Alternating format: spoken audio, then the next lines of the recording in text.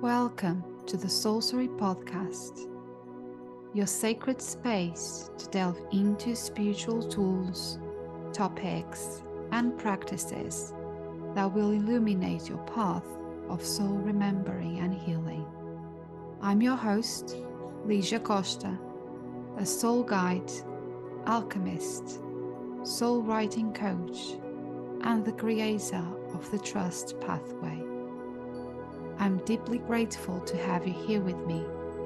Together, we will embark on a profound exploration of self-discovery and healing, unlocking the secrets that lie within. Hello, and welcome to another episode of the Sorcery Podcast. And today I would like to explore the power of doing inner soul work and how it can bring profound healing and transformation in our lives.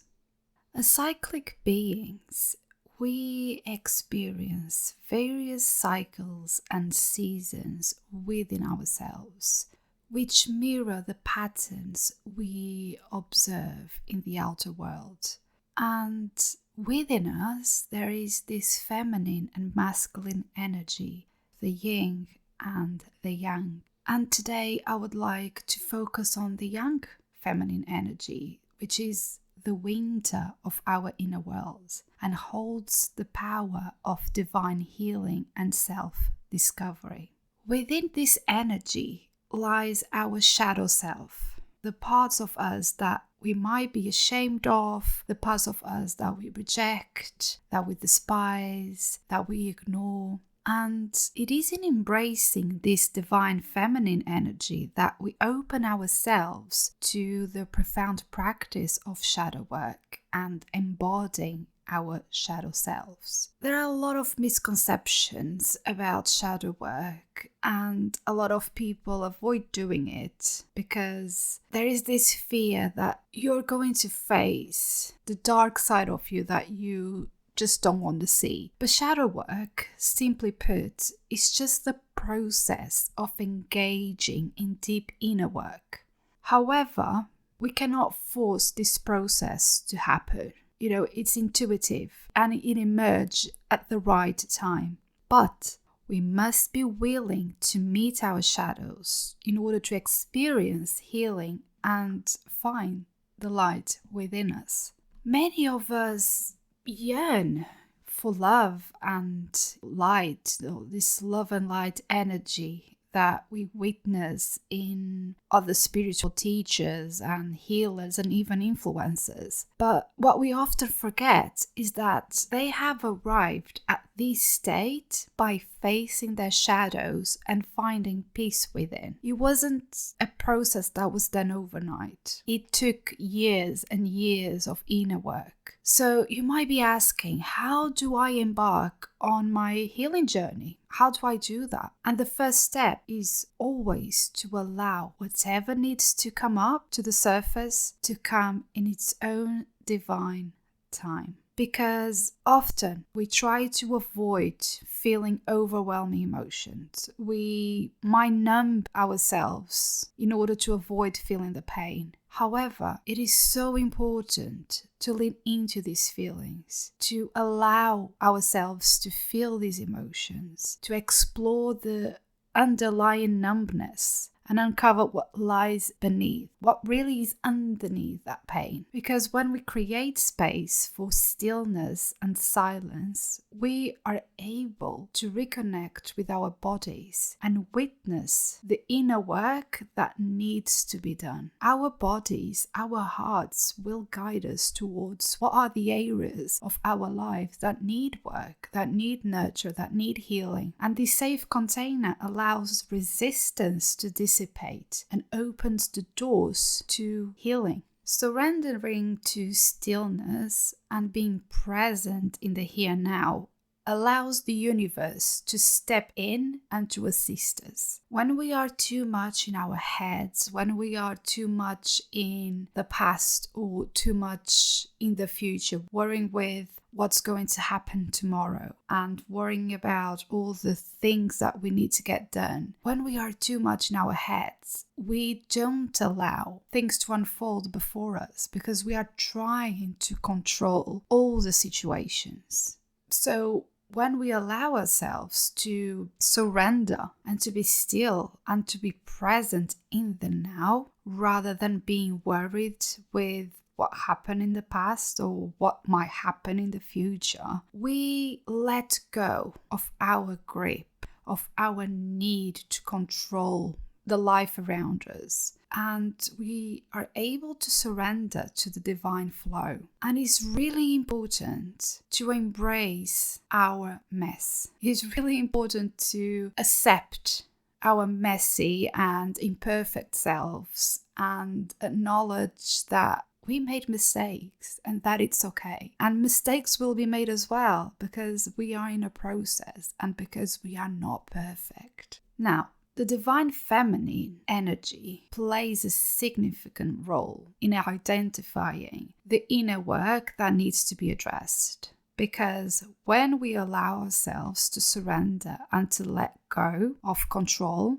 we are able to create space for precious lessons to be revealed. That's when the universe wants to ensure that we have the time and the energy and the self-care necessary for healing and becoming the best versions of ourselves. This is when the universe shows us through signs, through dreams, through guidance, what are the areas that we need to heal? And also those signs might be situations that happen in our life that you will start to notice that they repeat. They are like cycles that keep repeating because the lesson hasn't been learned and embodied. It can also be relationships, either new relationships that come into our lives or relationships that end. And also the interaction between us and those relationships. Because it's really important to remember that we are all mirrors to each other.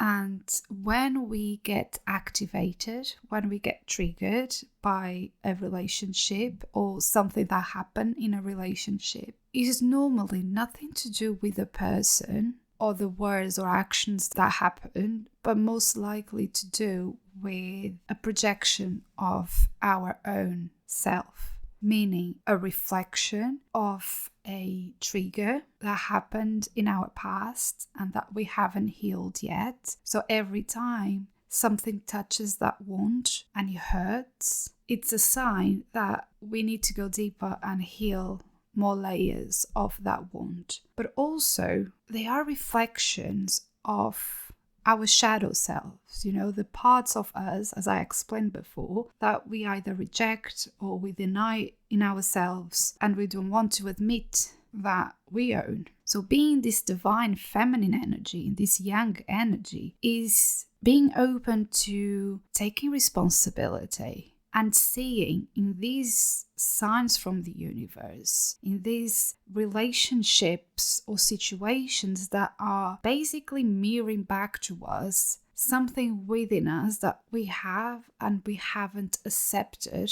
is taking responsibility for that and actually noticing that might be a sign that it is time to accept those parts of ourselves. This is a very transformative journey. And what happens is when we are in this process of shadow work, of healing, we will encounter the duality between light and darkness. And just as light cannot exist without darkness, we also must be willing to face the shadows within ourselves. Because it's really important to remember that meeting our shadows does not make us bad or unworthy.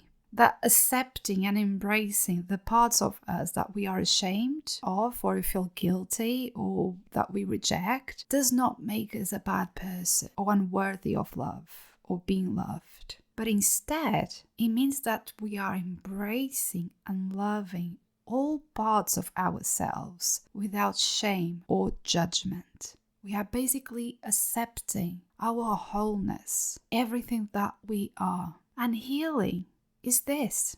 Healing involves balancing these energies in ways that resonate with us individually. It is about becoming truly present and intention in all aspects of our lives and consciously accepting that shadow side of us. That's not bad. That's nothing to be ashamed of or to judge, but it's something that needs nurturing. It needs love.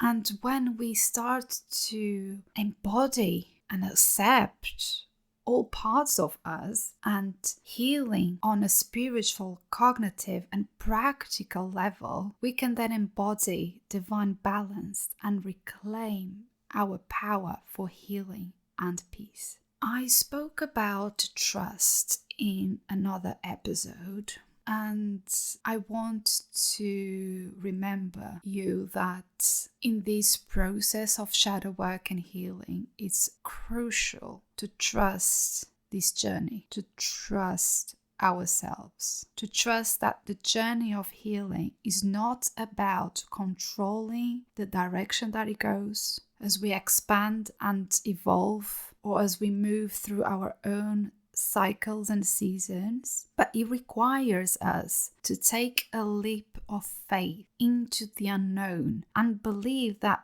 within our surrender and openness to miracles, the universe will move mountains for us. Because the real test lies in whether we trust ourselves, whether we trust the universe and our spiritual guides enough to hold us through this journey. So one thing that I recommend to my clients when they are embarking on this self-healing journey and starting to experience shadow work is soul writing. Soul writing is essentially journaling, but in a much more connected way. And it's such an underestimated tool that holds so much power. Besides it allowing for that balance of the feminine and the masculine energy, and also the 3 pillars of our healing journey, which are the spiritual, mental, and emotional pillars, it also allows us to connect with our true soul essence, because we work through our thoughts and our patterns and the cycles that keep repeating, and also our inner cycles, our inner seasons, and also the experiences, and then we release them onto the pages of our journal. And it's a very intimate practice because it's about you being alone with your soul.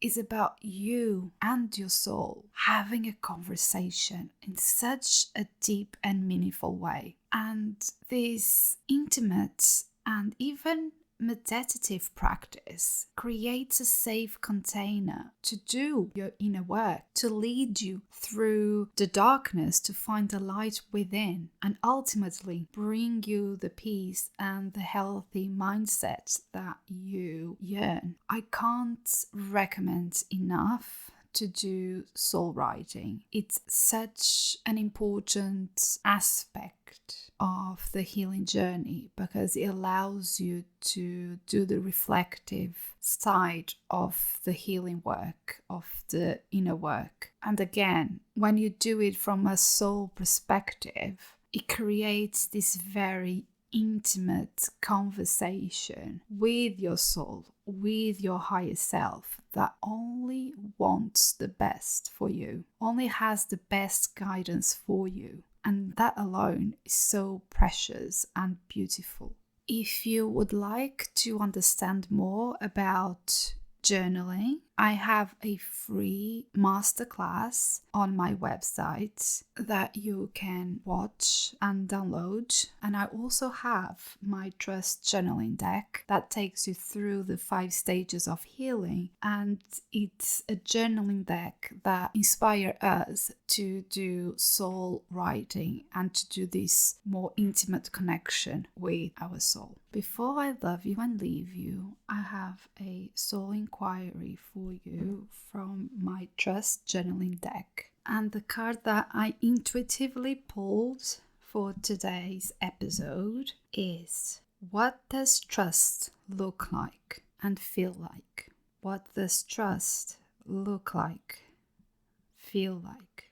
And the affirmation is: I trust the process. I trust the process. How on point is this card again? Every time I pull a card from my Trust deck, it just matches the energy of the conversation that we just had. And it is amazing, isn't it? Thank you so much for listening to today's episode, and I will be back soon for another one. Thank you for listening to the Sorcery Podcast and for holding space for this conversation. It is truly magical to be able to walk with you on this journey of soul healing and inner transformation. If you resonated with this episode and found it valuable, I would be grateful if you could leave a review on iTunes. Your feedback helps me reach more souls searching for guidance and healing.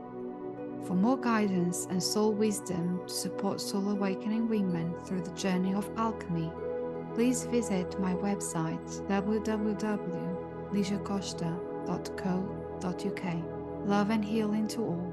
See you on the next one.